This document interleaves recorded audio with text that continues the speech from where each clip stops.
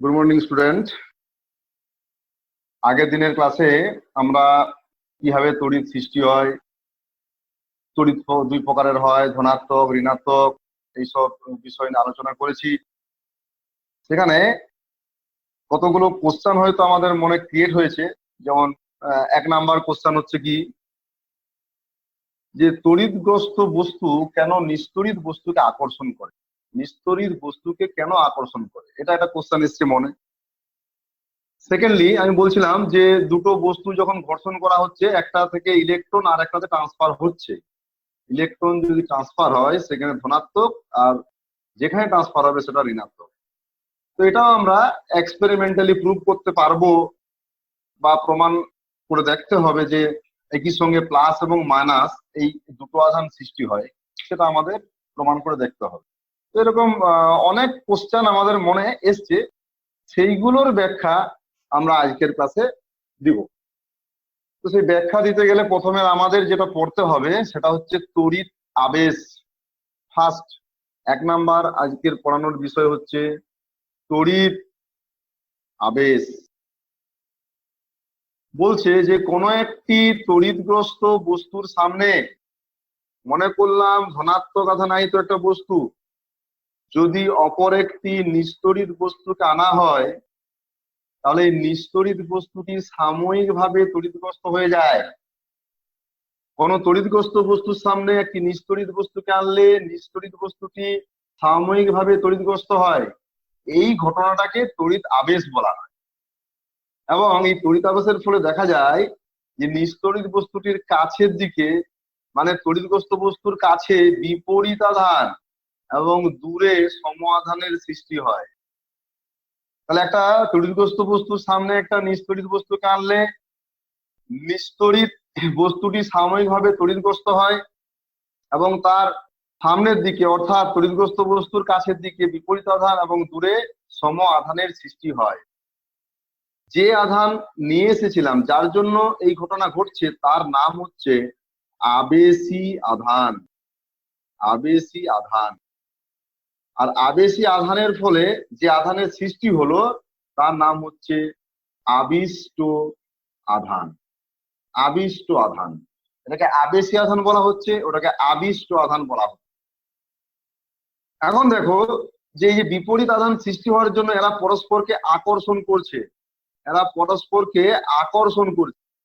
আর দূরে যে সম আধান আছে এরা পরস্পরকে বিকর্ষণ করছে। মানে এই প্লাস চাইছে ওই প্লাসটাকে দূরে নিয়ে যেতে, কিন্তু মাইনাসটাকে কাছে রাখতে। কারণ আমরা যদি কোনো কারণে একে টাচ করে দিই, বা এই প্রান্ত বা এই বস্তুটাকে আমরা মাটির সঙ্গে গ্রাউন্ড করে দিতে পারি যদি কোনো কারণে, তাহলে প্লাস চাইছে ওকে দূরে পাঠাতে, আর ও একটা রাস্তা পেয়ে গেল যাওয়ার।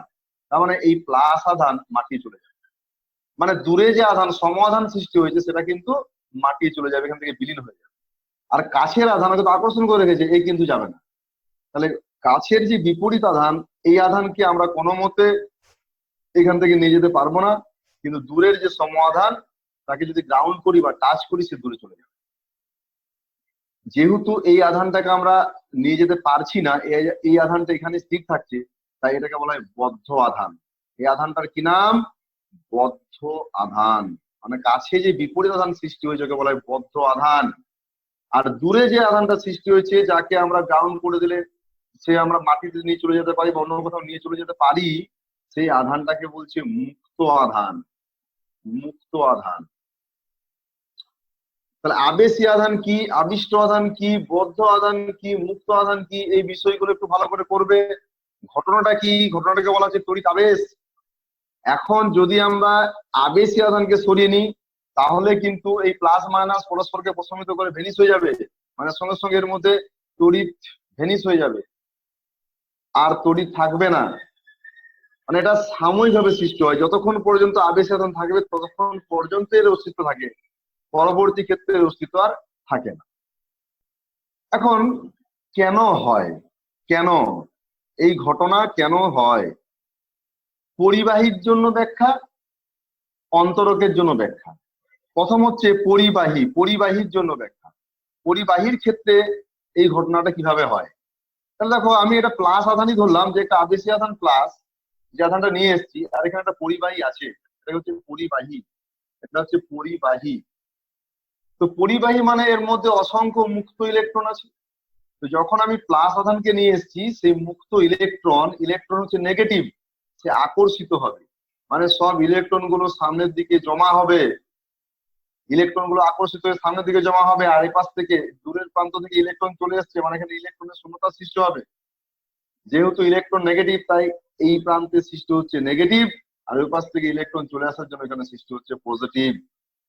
তাহলে পরিবাহীর ক্ষেত্রে প্লাস আধান যদি আমি নিয়ে আসি, ইলেকট্রন গুলোকে আকর্ষণ করছে সামনের দিকে, তাই নেগেটিভ তৈরি হচ্ছে, আর দূর প্রান্তে ইলেকট্রনের শূন্যতার জন্য পজিটিভ তৈরি হচ্ছে। যদি আমি মাইনাস আধান নিয়ে আসতাম, তাহলে ইলেকট্রন গুলোকে বিকর্ষণ করতো, দূরে চলে যেত ইলেকট্রন গুলো, তাই সেখানে মাইনাস আধান, আর যে পাশ থেকে ইলেকট্রন চলে যেত সেখানে প্লাস আধান। তাহলে আবেশের ব্যাখ্যা পরিবাহীর ক্ষেত্রে আমাদের হয়ে গেল। এবার যেটা পড়তে হবে সেটা হচ্ছে অন্তরকের ক্ষেত্রে। মুছে দিচ্ছি আমি। অন্তরকের ক্ষেত্রে আবেশের ব্যাখ্যা। দেখো এমনিতে আমরা পরমাণু গঠনে কি পড়েছি, নিউক্লিয়াস থাকে, নিউক্লিয়াসের মধ্যে প্রোটন এবং নিউট্রন, যেহেতু প্রোটন আছে তাহলে পজিটিভ, আর বাইরের কক্ষে ইলেকট্রন গুলো ঘুরতে থাকে। আমি দুটো কক্ষপথই দেখাচ্ছি।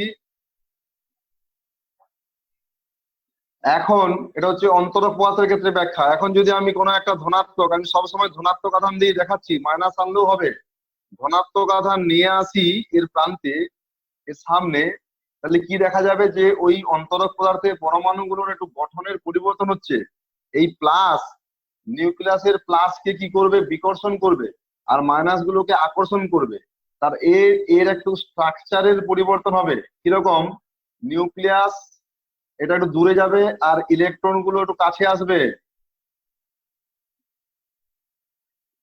এটা নিউক্লিয়াস, 1 2 3 4 5 6 7 8, 8টা দিয়ে দেখাচ্ছি। মানে কি, মাইনাস এবং প্লাস এদের মধ্যে একটা আপেক্ষিক ব্যবধানের সৃষ্টি হবে। যদি আমি ধনাত্মক আধান আনি, তাহলে ইলেকট্রন গুলোকে আকর্ষণ করবে, নিউক্লিয়াসকে বিকর্ষণ করবে। যদি আমি মাইনাস নিয়ে আসতাম, ইলেকট্রন গুলোকে বিকর্ষণ করতো, আর নিউক্লিয়াসকে আকর্ষণ করতো। একই ঘটনা তখন এই পাশে প্লাস হতো, ওইদিকে মাইনাস হতো। তাহলে কি, ওর গঠনের একটু পরিবর্তন হচ্ছে। তাহলে ভিতরের মধ্যে প্রত্যেকটা পরমাণুর এই নিচের যে ছবি সেরকম আকার লাভ করবে। তাহলে পুরো বস্তুটা যদি আমি আঁকি, কিরকম হবে,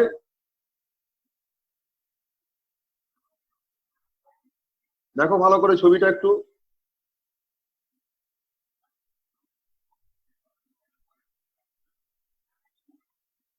তাহলে কি বললাম, সামনে মাইনাস দূরে প্লাস, সামনে মাইনাস দূরে plus, minus plus minus plus minus plus, আবার এখানে কি minus plus minus plus minus plus minus plus minus plus minus plus minus plus minus plus. তাহলে ভিতরে যে প্লাস মাইনাস গুলো কাছাকাছি আছে, এরা পরস্পরকে প্রশমিত করবে, কিন্তু একদম প্রান্তে যে মাইনাস আর এই পাশে প্লাস, এটা কিন্তু থেকে যাবে, ভিতরে এগুলো সব প্রশমিত হয়ে যাবে। তাহলে একটা অন্তরক পদার্থের সামনে যদি আমি একটা ধনাত্মক আধানকে আনি, আবেশী আধান, তাহলে অন্তরক পদার্থের মধ্যে আবেশ ঘটনা ঘটছে, এবং সামনে মাইনাস দূরে প্লাস। এই ঘটনা, এই যে পরমাণুর আকৃতি পরিবর্তন হয়ে যে আবেশের ঘটনা, এটাকে বলা হচ্ছে সমবর্তন। মনে রাখবে, সমবর্তন। তাহলে আবেশ বিষয়টা আমরা ভালো করেই শিখলাম। এইবারে আগের দিনের পড়ার ফার্স্ট একটা যে কোশ্চেন আমাদের মনে এসেছিল, কেন নিস্তড়িত বস্তুকে আকর্ষণ করে, বা একটা কোশ্চেন তোমাদের পরীক্ষায় খুব আসে, কেন আকর্ষণের পূর্বে আবেশ হয়। আমি কিন্তু সব সময় প্লাস আধান দিয়ে দেখাচ্ছি, তবে এই নয় যে মাইনাস হলে হবে না, মাইনাস হলেও তুমি দেখাতে পারবে, কিন্তু আমি একটা আধানই ধরছি প্লাস সবসময়।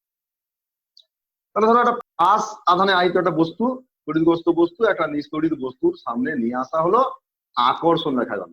কেন আকর্ষণ দেখা গেল? আকর্ষণের পূর্বে কি বলছে, আবেশ হবে।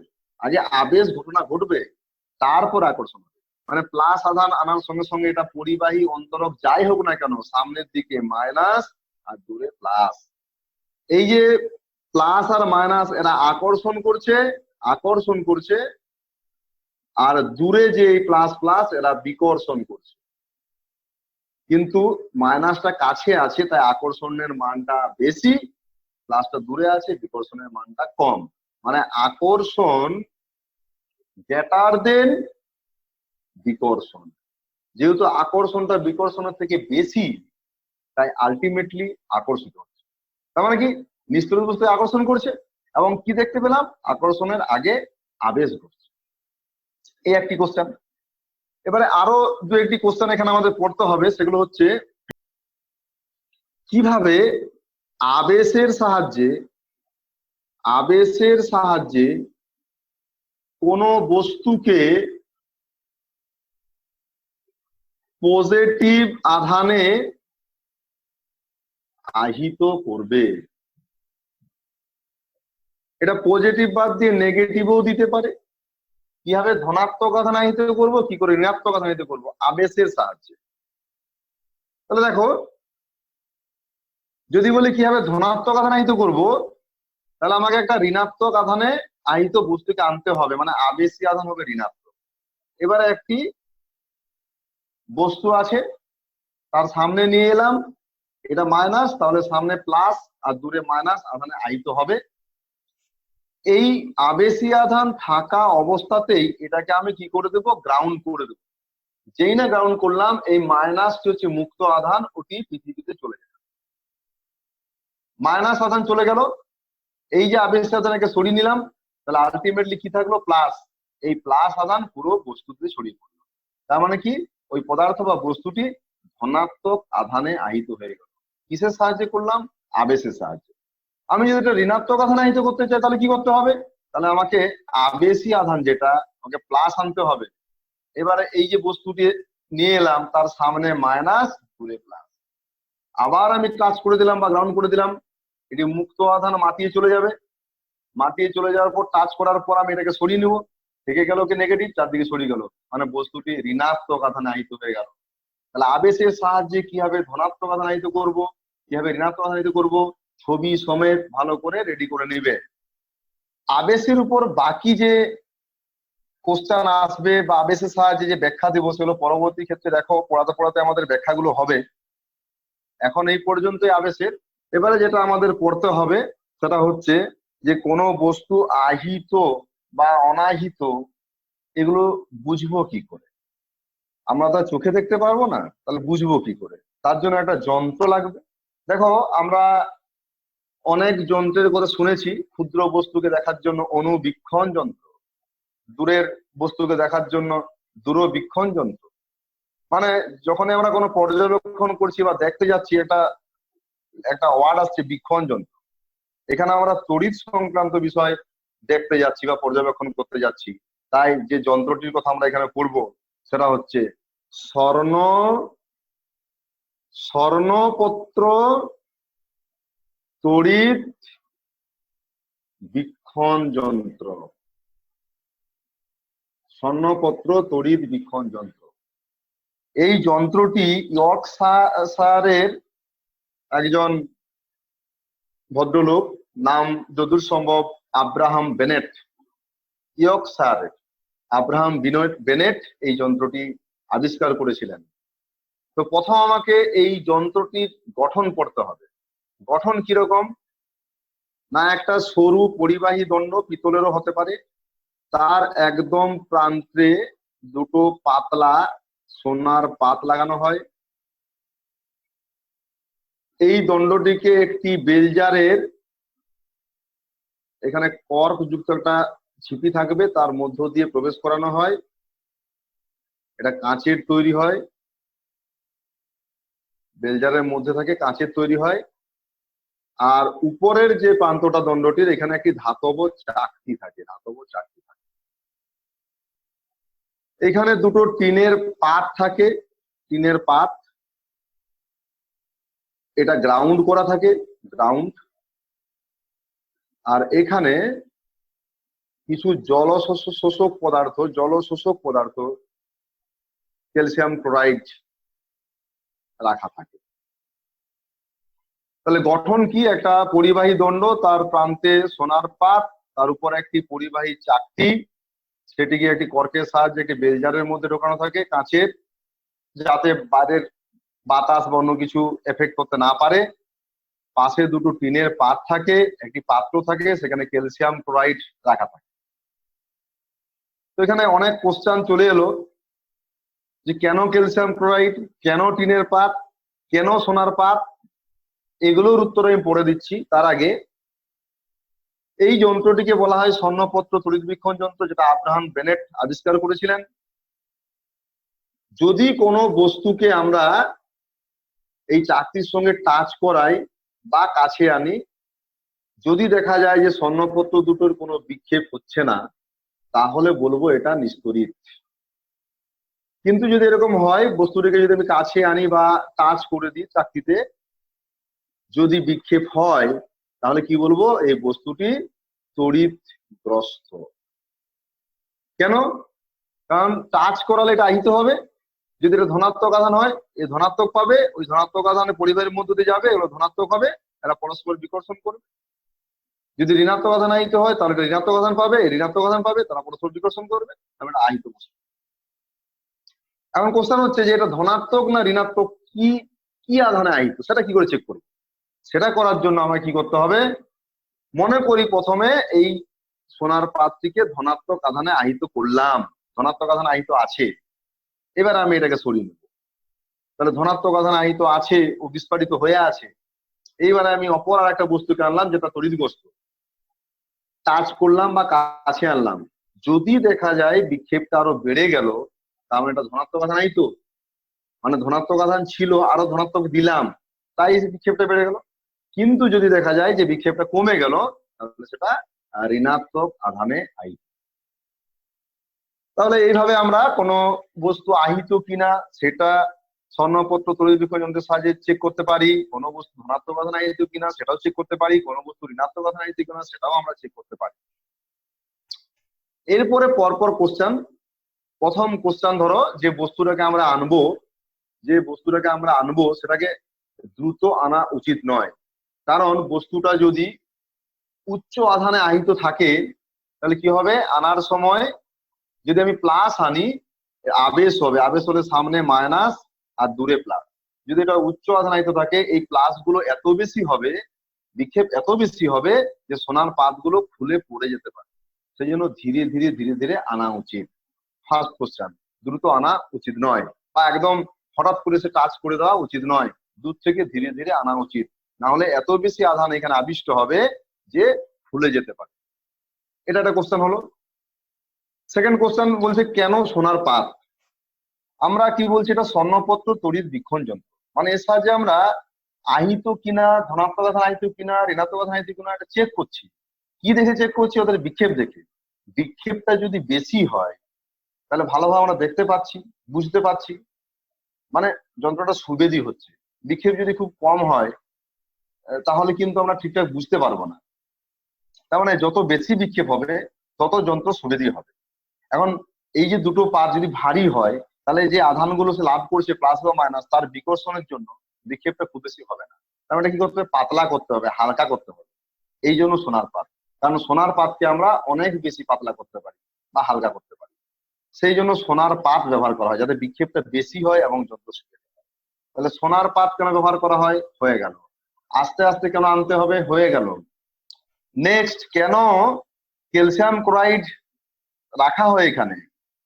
সেটা আমরা আগের ক্লাসে পড়েছি, পরিবাহী অন্তরক। আমাদের যে বায়ু, সেই বায়ু যদি জলীয় বাষ্পপূর্ণ হয়, তাহলে সে পরিবাহী হয়ে যাবে। শুষ্ক বায়ু হলে অন্তরক হয়। এই জন্য দেখবে যে ঘটনাগুলো সেদিন বলছিলাম যে চিরুনি দিয়ে চুলা জ্বালালে পটপট শব্দ করছে, এটা কিন্তু বর্ষাকালে আমরা দেখতে পাবো না।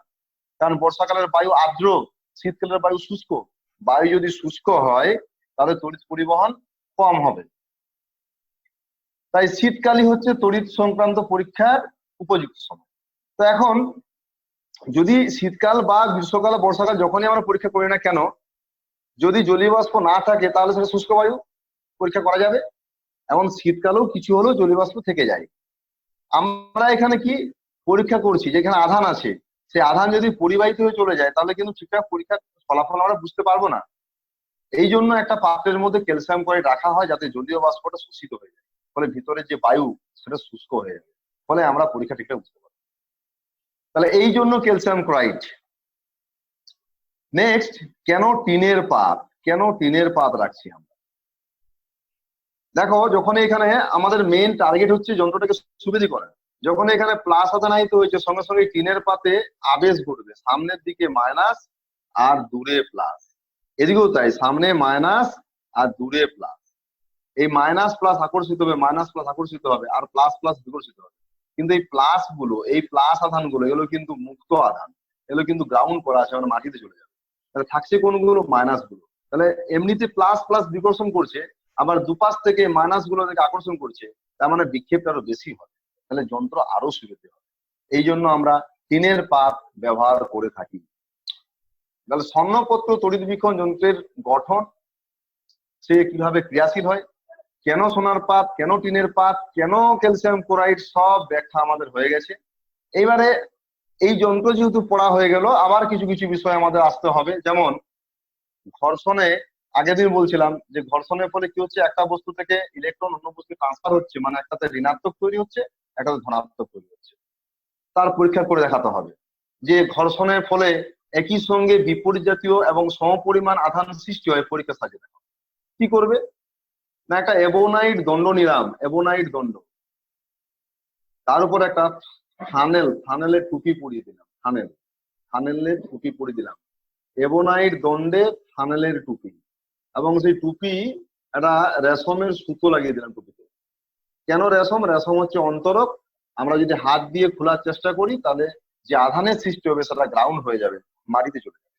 ওই জন্য একটা অন্তরক পদার্থের সুতো থাকে, সেই সুতো টান দিয়ে আমরা ওটাকে পৃথক করি। এবোনাইট দণ্ড এবং ফানেলের টুপিকে ঘর্ষণ করা হলো। ঘর্ষণ করার পর যখন দুটো একসঙ্গে ছিল, সেই অবস্থাতেই আমরা স্বর্ণপত্র তড়িৎ বীক্ষণ যন্ত্রের সামনে নিয়ে এলাম। দেখা গেল স্বর্ণপত্র তড়িৎ বীক্ষণ যন্ত্রের কোনো বিক্ষেপ হলো না, তার মানে কোনো আধান নেই, এটা আমরা দেখতে পাচ্ছি। এবার এই সুতো টান দিয়ে আমি টুপিটাকে আলাদা করে দিলাম। এবার এবোনাইট দণ্ড এবং ফানেলের টুপি আলাদা হয়ে গেছে। এবোনাইট দণ্ডকে নিয়ে এলাম স্বর্ণপত্র তড়িৎ বীক্ষণ যন্ত্রের সামনে, দেখা গেল বিক্ষেপ হচ্ছে। আবার আলাদা করে আমি ফানেলের টুপিকে নিয়ে এলাম, দেখা গেল স্বর্ণপত্রের বিক্ষেপ হচ্ছে। তার মানে এটাও আধানগ্রস্ত, এটাও আধানগ্রস্ত। কিন্তু যখন একসঙ্গে ছিল তখন কিন্তু কোনো বিক্ষেপ হচ্ছে না, মানে আধান নেই। তার মানে এবোনাইটে যে মাইনাস তৈরি হয়েছে আর এটাতে যে প্লাস তৈরি হয়েছে, দুটো সমপরিমাণ হয়েছে, তাই একসঙ্গে থাকার সময় তারা পরস্পরকে প্রশমিত করে দিয়েছে। যখন আলাদা করে দিয়েছে তখন একটা মাইনাস একটা প্লাস, এবং সেটা আমরা স্বর্ণপত্র তড়িৎ বীক্ষণ যন্ত্রে দেখতে পাচ্ছি যে একটা মাইনাস একটা প্লাস, আবার একসঙ্গে দেখা যাচ্ছে না, তার মানে অবশ্যই সমপরিমাণ সৃষ্টি হয়েছে। নেক্সট, আবেশের ফলেও যে প্লাস মাইনাস তৈরি হলো সেখানেও সমপরিমাণ তৈরি হয়, সেটা কি হয় বলবো। তার জন্য দুটো গোলক তৈরি করা হলো, ধরো এ গোলক এবং বি গোলক, অন্তরিত, এদেরকে মাটির সঙ্গে কোনো এদের কানেকশন নেই, অন্তরক পদার্থের বসানো আছে। এবারে আমি ধরো একটা প্লাস আধান নিয়ে এসেছি, আবেশ হয়েছে। আবেশে কি বললাম, সামনে মাইনাস দূরে প্লাস। এখন এই যে মাইনাস এবং প্লাস তৈরি হয়েছে, এরা যে সমপরিমাণ তৈরি হয়েছে সেটা কি করবো? একই রকম ভাবে যে এইটাকে রাখা অবস্থায়, আবেশী আধানকে রাখা অবস্থায় অন্তরক পদার্থের হাতল ধরে দুটোকে পৃথক করো, দুটোকে পৃথক করে দিলাম, এ এবং বি। এইবারে এ গোলককে স্বর্ণপত্র তড়িৎ বীক্ষণ সামনে নিয়ে আসবো, দেখা যাবে বিক্ষেপ হচ্ছে। আবার বি কেও নিয়ে এলাম, বিক্ষেপ হচ্ছে, মানে এ তড়িৎগ্রস্ত, বি তড়িৎগ্রস্ত প্রমাণ হয়ে গেল। দুটোকে আবার টাচ করাও, দিয়ে এই আধানটাকে দূরে নিয়ে চলে যাও। তারপর আবার স্বর্ণপত্র তড়িৎ বীক্ষণ যন্ত্রের সামনে একবারে নিয়ে এসো, দেখা যাবে কোনো বিক্ষেপ হচ্ছে না। যখন দুটোকে আমি একসঙ্গে রেখে দিলাম তখন এই প্লাস মাইনাস মিলে প্রশমিত হয়ে গেল, তার মানে প্লাস এবং মাইনাস সমপরিমাণ সৃষ্টি হয়েছিল, তাই প্রশমিত হয়ে গেল। এখন আর কিন্তু কোনো বিক্ষেপ দেখাচ্ছে না, কিন্তু যখন আলাদা করে রেখেছিলাম তখন বিক্ষেপ দেখাচ্ছিল। তাহলে এখানেও সমপরিমাণ আধান সৃষ্টি হয়, সেটা আমরা প্রমাণ করতে পারছি। তার মানে আবেশেও সমপরিমাণ বিপরীত জাতীয় আধান সৃষ্টি হয়, ঘর্ষণেও সমপরিমাণ বিপরীত জাতীয় আধান সৃষ্টি হয়। এগুলো আমরা সবই স্বর্ণপত্র তড়িৎ বীক্ষণ যন্ত্রের সাহায্যে দেখে নিতে পারছি। ওকে, আজকের লাস্ট পড়ানো এবং সেই সম্পর্কিত একটা বিখ্যাত এক্সপেরিমেন্ট, খুব মজার ফ্যারাডের এক্সপেরিমেন্ট দিয়ে আমি শুরু করছি, এবং এটা আমার আজকের লাস্ট পড়ানো। ফ্যারাডে কি করেছিলেন, দৈর্ঘ্য প্রস্থ উচ্চতা সবগুলোই 4 মিটার। দৈর্ঘ্য প্রস্থ উচ্চতা সবগুলোই 4 মিটার করে একটা বাক্স তৈরি করেছিলেন, সবগুলোই 4 মিটার। সেই বাক্সের বাইরে টিনের আবরণ দিয়েছিলেন। তারপর উনি স্বর্ণপত্র তড়িৎবীক্ষণ যন্ত্র বা যেসব যন্ত্রের সাহায্যে তড়িৎ সংক্রান্ত বিষয় পরিমাপ করা হয় তা পর্যবেক্ষণ করা হয়, সেই যন্ত্র নিয়ে ঢুকে গেছিলেন ভিতরে। যে বাইরে বলে গেছিলেন যে ওই বস্তুটাকে, মানে ওই টিনের পাত যে আবরণ দেওয়া আছে, যত খুশি আধান দেওয়া হোক। এমন আধান দেওয়া হয়েছিল যে বাইরে টিনের পাত থেকে স্পার্কিং হচ্ছিল, স্পার্কিং, এত বেশি আধান দেওয়া হয়েছিল। কিন্তু ফ্যারাডে যে ভিতরে ছিলেন উনি কিন্তু তড়িৎগ্রস্ত হননি, বা ওনার সামনে ওনার কাছে যে যন্ত্রগুলো ছিল তড়িৎ সংক্রান্ত বিষয় পরিমাপ করার জন্য, ধরো স্বর্ণপত্র তড়িৎবীক্ষণ যন্ত্র নিয়ে ঢুকেছিলেন, তার কোনো বিক্ষেপ হয়নি। এটা খুব মজার পরীক্ষা দিয়ে উনি বেরিয়ে এলেন। তার মানে কি এখান থেকে কি বোঝা গেল, যে যত খুশি আধান আমি দিই না কেন, ভিতরে আধান যাচ্ছে না। আধান কোথায় আছে? বাইরে। ভিতরে কিন্তু কোনো আধান নেই। মানে আমার পড়ানোর বিষয়, আধান সবসময় বাইরের পৃষ্ঠে অবস্থান করে। আধান বাইরের পৃষ্ঠে অবস্থান করে। আধান পরিবাহীর বাইরের পৃষ্ঠে অবস্থান করে। তো ফার্স্ট ফ্যারাডের পরীক্ষা মনে রাখবে, খুব ইন্টারেস্টিং। এখন কোশ্চেন হচ্ছে কেন করে, কেন কেন বাইরের পৃষ্ঠে অবস্থান করে, এটা আগে আগে শিখতে হবে। তাহলে দেখো, যে কোনো পরিবাহীকে আমি ধরো ধনাত্মক আধান দিয়েছি, ঋণাত্মকও দিতে পারো। ধনাত্মক আধান দেওয়ার পর এখানে তো ধনাত্মক আধান দিয়েছি, মানে বস্তুটা ধনাত্মক আধান আইতে হবে। তাহলে এই প্লাস প্লাস সাথে কি করবে? বিকর্ষণ। যদি মাইনাস দিতাম, মাইনাস মাইনাস বিকর্ষণ। বিকর্ষণ করলে কি হবে? দূরে যাবে। দূরে যেতে যেতে ওর শেষ সীমা কোথায়? শেষ সীমা হচ্ছে ওর পৃষ্ঠ। তার বাইরে তো আর যাবে না। তার বাইরে নিয়ে যেতে গেলে আরো আমাদের অন্য বিষয়ে পড়াশোনা করতে হবে, সেই পড়াশোনা এই চ্যাপ্টারের বিষয় নয়। তাহলে কি, বিকর্ষিত হতে হতে দূরে যেতে যেতে একদম শেষ সীমা, শেষ সীমা বলতে কি? পৃষ্ঠ। তাহলে পৃষ্ঠে গিয়ে অবস্থান করছে। তাহলে আধান বাইরের পৃষ্ঠে অবস্থান করছে সে সম্পর্কিত ফ্যারাডের ওই পরীক্ষা আছে। এছাড়াও ফ্যারাডের প্রজাপতি ধরার জালের পরীক্ষা, মানে প্রজাপতি ধরার জাল দিয়ে তিনি পরীক্ষাটা করেছিলেন, ওই জন্য ওই নাম হচ্ছে প্রজাপতি ধরার জালের পরীক্ষা। কিরকম না, এটা একটা প্রজাপতি ধরার জাল, এখানে একটা সিল্কের সুতো লাগানো আছে, ভিতর দিকে একটা সুতো লাগানো আছে। এবারে এই জালে আমরা আধান দিলাম। আমি সবসময় ধনাত্মক আধান দিয়ে আঁকছি, ধনাত্মক আধান দিলাম। একটা স্বর্ণপত্র তড়িৎবীক্ষণ যন্ত্র কাছে আছে। একটা আধান পরীক্ষক নিলাম, আধান পরীক্ষক। আধান পরীক্ষক আগের দিন পড়িয়েছি আমি। এটা অন্তরক হাতল, এটা ধরে আমি বাইরের পৃষ্ঠে টাচ করিয়ে স্বর্ণপত্র তড়িৎবীক্ষণ যন্ত্রে আনলাম, দেখা যাচ্ছে এর বিক্ষেপ হচ্ছে, মানে বাইরের পৃষ্ঠে আধান আছে। আমি আমার ওই আধান পরীক্ষক নিয়ে ভিতরের পৃষ্ঠে টাচ করে নিয়ে এলাম, কোনো বিক্ষেপ হচ্ছে না, মানে ভিতরের পৃষ্ঠে আধান নেই। ওকে, বাইরের পৃষ্ঠে আছে, ভিতরের পৃষ্ঠে নেই। এবারে এই যে ভিতরে সুতোটা আছে, এটা ধরে টান দিলাম, ফলে কি হবে? জালটা উল্টে যাবে। আগে এইদিকে ছিল, এখন উল্টে যাবে। উল্টে যাবে মানে কি, উপরের যে প্লাস আধান গুলো ছিল সেগুলো ভিতরের পৃষ্ঠে, আর ভিতরের পৃষ্ঠে কোনো আধান ছিল না, সেটা বাইরে চলে গেছে। তার মানে আমরা দেখতে পাচ্ছি যে বাইরের আধানটা এখন ভিতরে চলে গেছে, আর ভিতরে তো আধান ছিল না, সেটা বাইরে আছে। তার মানে এখন আমি যদি বাইরের পৃষ্ঠে চেক করি, আধান পাওয়ার কথা নয়, ভিতরের পৃষ্ঠে পাওয়ার কথা। কিন্তু আবার আধান পরীক্ষক দিয়ে আমি চেক করছি, বাইরে টাচ করে নিয়ে গেলাম, দেখছি আধান আছে। ভিতরে নিয়ে গেলাম, আধান নেই, ভিতরে কোনো আধান নেই। তার মানে কি হলো? উল্টে দেওয়ার ফলে আধানটা তো ভিতরে চলে গেছে, বাইরে আধান থাকার কথা নয়। কিন্তু আমরা কি বললাম, যে আধান সবসময় বাইরের পৃষ্ঠে অবস্থান করে, মানে ও আবার বাইরে চলে এসছে। ভিতরে আধান নেই, বাইরে চলে এসছে। তাহলে এই পরীক্ষা আমাদের প্রমাণ করছে আধান সবসময় বাইরের পৃষ্ঠে অবস্থান করে। এটা প্রজাপতি ধরা জালের পরীক্ষা। বায়োটের একটা পরীক্ষা আছে। একটা গোলক তৈরি করা হয়েছে, পূর্ণ গোলক এ, আবার দুটো অর্ধগোলক অন্তরকের হাতল দিয়ে বি এবং সি এমন ভাবে তৈরি করা হয়েছে যে এ গোলকের উপর যদি ওটাকে বসিয়ে দিই, তাহলে বি এ সি মিলে একটা পূর্ণ গোলক সৃষ্টি হয়। মানে বি এবং সি এর সঙ্গে এ গোলকের টাচ হয়ে যায়, এমন ভাবে সৃষ্টি। আমি এ গোলককে আধান দিলাম, ধরো প্লাস আধান দিলাম, বি সি তে আধান নেই। স্বর্ণপত্র তড়িৎ বীক্ষণ আমি চেক করছি, এগুলোকে আধান আছে প্লাস বি এবং সি তে কোনো আধান নেই। ওকে, এবারে বি এবং সি কে এগুলোর উপর বসিয়ে দিলাম। বসিয়ে দেওয়ার পর অন্তর্পথে হাতল ধরে খুলে দিলাম। খুলে দেওয়ার পর এবার পরীক্ষা করছি, আমি কিন্তু এ কে আধান দিয়েছিলাম, বি সি কে দিইনি, কিন্তু এখন পরীক্ষা করে দেখছি এতে আধান নেই, কিন্তু বি এবং সি তে দেখছি আধান আছে। মানে কি, যখন বি এবং সি কে লাগিয়ে দিয়েছিলাম, এ বি সি মিলে একটা একক পরিবাহী হয়ে গেছিল এবং আধান পরিবাহীর বাইরের পৃষ্ঠে থাকে, তাই এ থেকে আধানটা বি তে এবং সি তে চলে যায়। তাহলে এটাও প্রমাণ করছে আধান বাইরের পৃষ্ঠে থাকে। এছাড়াও ফাঁপা পরিবাহীর একটা পরীক্ষা আছে। এই একটা ফাঁপা পরিবাহী আছে, একে আধান দেওয়া হলো, ধরো প্লাস আধান দেওয়া হলো। এবার আমি স্বর্ণপত্র তড়িৎ বীক্ষণ যন্ত্রের সাহায্যে পরীক্ষা করছি আধান পরীক্ষক নিয়ে। বাইরে টাচ করে নিয়ে গেলাম, বিক্ষেপ হচ্ছে, মানে আধান আছে। ভিতরে টাচ করে নিয়ে গেলাম, বিক্ষেপ হচ্ছে না, মানে আধান নেই। এটা খুব সহজ একটা পরীক্ষা। জাস্ট বাইরে এবং ভিতরে টাচ করে নিয়ে গিয়ে দেখে নেবো যে কোথায় আধান আছে বা কোথায় আধান নেই। তাহলে এতগুলো পরীক্ষা আমরা করলাম এটা প্রমাণ করার জন্য যে আধান সবসময় বাইরের পৃষ্ঠে অবস্থান করে। এবং কেন করে সেটাও আমি বলে দিলাম। আবার বলছি যে সমপ্রকৃতির আধান পরস্পর বিকর্ষণ করছে। কোন একটা বস্তুকে আমরা হয় ধনাত্মক নয় ঋণাত্মক আধানে আহিত করছি, ফলে ওগুলো সমপ্রকৃতির হচ্ছে এবং পরস্পর বিকর্ষণ করছে, দূরে চলে যাচ্ছে। দূরে যেতে যেতে শেষ সীমা মানে পৃষ্ঠে গিয়ে পৌঁছাচ্ছে। এখন কথা হচ্ছে যে আধান কিসের ভিতরে রাখা যাবে না? ধরো একটা গোলক আহিত করেছি, বলছি বাইরের পৃষ্ঠে আছে।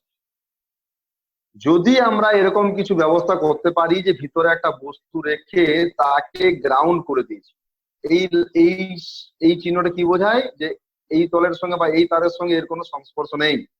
যদি এরকম করা যায়, ভিতরে একটা তড়িৎগ্রস্ত বস্তুকে রাখা যায়, তাহলে কিন্তু আধান ভিতরের পৃষ্ঠেও থাকতে পারে। এমনিতে কোনো গোলককে আধান দিলাম, ভিতরে কোনো ভূ সংলগ্ন বস্তু নেই, বস্তুগুলো সব বাইরে আছে, তাই বাইরের পৃষ্ঠে। কিন্তু যদি এরকম করা যায় যে একটা বস্তু ভূ সংলগ্ন ভিতরে আছে, তাহলে কিন্তু বাইরের পৃষ্ঠেও আধান থাকবে। এটাও মাঝে মাঝে কোশ্চেন দেয় যে আধান কি সবসময় বাইরের পৃষ্ঠে অবস্থান করে, ভিতরের পৃষ্ঠকে রাখা যায় না? রাখা যেতে পারে যদি আমরা এই সিস্টেম করতে পারি। তাহলে আধান বাইরের পৃষ্ঠে অবস্থান করে এর ব্যবহারিক প্রয়োগ কি? আবার সেই ফ্যারাডের পরীক্ষা, উনি ভিতরে ঢুকে গেছিলেন, প্রচুর আধান দেওয়া হয়েছে কিন্তু বাইরে পৃষ্ঠে আছে, তাই ওনার কিছু হয়নি, বা স্বর্ণপত্র তড়িৎ বীক্ষণের জন্য কিছু দেখাচ্ছে না। তার মানে কি, যে কোনো একটা বিন্দুকে বা কোনো একটা অঞ্চলকে যদি আমরা কোনো পরিবাহী তার দিয়ে বা পাত দিয়ে ঘিরে দিতে পারি, তাহলে কি না ওই অঞ্চল, ধরো কোনো একটা বিন্দু, ও চারিদিকে আমরা ধাতব পাত বা তার দিয়ে আমি ঘিরে দিয়েছি, তার দিয়ে ধরো তামার তার জালি দিয়ে ঘিরে দিয়েছি বা কোনো পাত দিয়ে ঘিরে দিয়েছি, তাহলে ভিতরের বিন্দু কিন্তু বাইরের তড়িৎগ্রস্তের প্রভাব থেকে মুক্ত থাকবে। কারণ বাইরে থেকে যদি আমি আধান দিই, তাহলে কি হবে, সেই আধান বাইরের পৃষ্ঠে অবস্থান করবে, মানে বাইরে তার জালি বা পাতের উপর অবস্থান করবে, ভিতরের বিন্দুতে কিন্তু আধান পৌঁছাবে না। তাহলে সেই অঞ্চলটি বাইরের তড়িৎগ্রস্তের প্রভাব থেকে মুক্ত থাকবে। এই যে সিস্টেম, যার সাহায্যে আমরা বাইরের তড়িৎগ্রস্তের প্রভাব থেকে কোনো বিন্দুকে বা কোনো অঞ্চলকে মুক্ত রাখছি, তাকে বলা হচ্ছে তড়িৎ পর্দা। মনে রাখবে, তড়িৎ পর্দা। তড়িৎ পর্দা কি, চিত্র সমেত পরীক্ষা দিয়েছিলেন। আমাদের এরকম অনেক অনেক জায়গা, মানে অনেক বিষয় আমরা পড়বো পরবর্তী ক্ষেত্রে।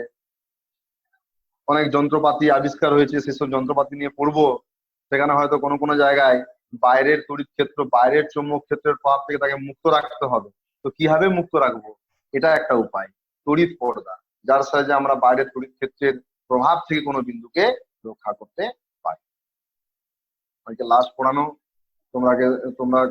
আমি সবাইকে বলছি ভালোভাবে যে আমাদের যে ওয়েবসাইট, সেখানে ঢুকবে, সেখানে সাবস্ক্রাইব করবে, বেল আইকনে ক্লিক করবে, তাহলে পরবর্তী ক্ষেত্রে আমাদের যেসব আমরা যে পড়ানোর যেসব পোস্ট করবো সেগুলো অটোমেটিক্যালি তোমাদের মোবাইলে চলে আসবে। সাবস্ক্রাইব করবে এবং বেল আইকনে প্রেস করবে, বারবার বলছি, তাহলে পরে তোমরা নোটিফিকেশনটা পেয়ে যাবে, আর অত বেশি ওয়েবসাইট নাটকগুলো হবে। ওকে, আর আজকে সেকেন্ড ক্লাস হলো, এবার থার্ড ক্লাস নেওয়ার পর এই চ্যাপ্টারের উপর কি কি কোশ্চেন এইচএস এ আসতে পারে, বা জয়েন্টে খুব বেশি কোশ্চেন এখান থেকে আসে না, কি কি কোশ্চেন হতে পারে তার একটা ধারণা আমি লাস্ট ক্লাসে দিয়ে দেবো। সেটা তোমরা আমার ওয়েবসাইটে, আমাদের ওয়েবসাইটে পেয়ে যাবে।